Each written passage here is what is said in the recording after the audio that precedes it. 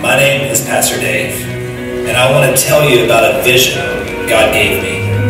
I asked God, break my heart for what breaks yours. And I was standing alone in the sanctuary of my church when all of a sudden the altar disappeared, and God showed me a river.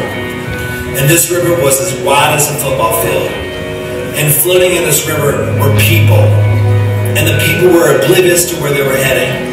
I looked to my left to see their destination, and I saw the gates of hell. And beyond these gates, I saw people being tormented. And that's when I knew I had to rescue them because of this hope and the love of Jesus Christ that I have within me.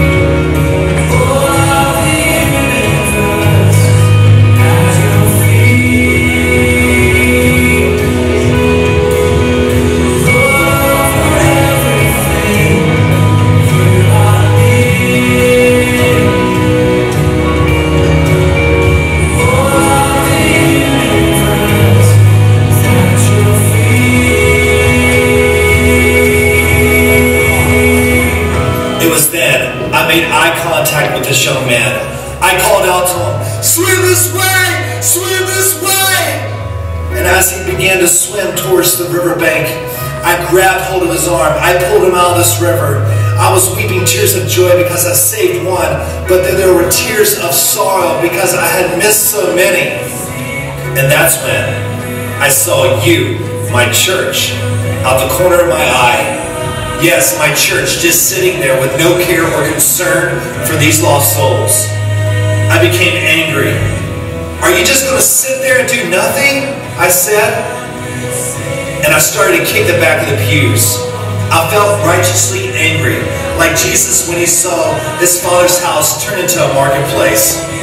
And then I saw you, my students, and I grabbed you, and I said, go, get to the riverbank. And that, my friend, is when this river became like rapids, as people began to swim to the bank of this river. We were pulling them out, and these people were being rescued as lives were coming to Christ.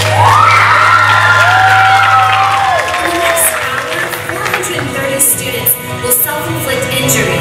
And in the next hour, 240 students will use drugs. 60 will run away from home. 89 will be abused. And 49 girls will be raped.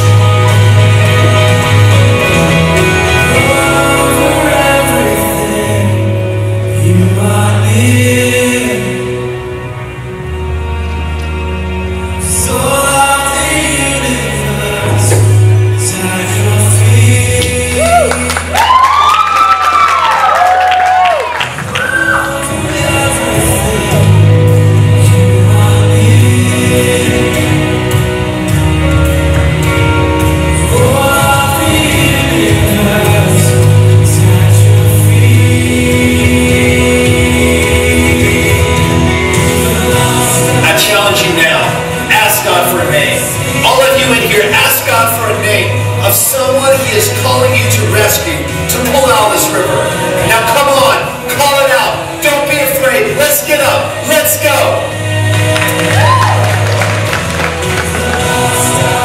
God is calling us to go. We haven't finished this rescue. There is an urgency before me now. I feel compelled to go.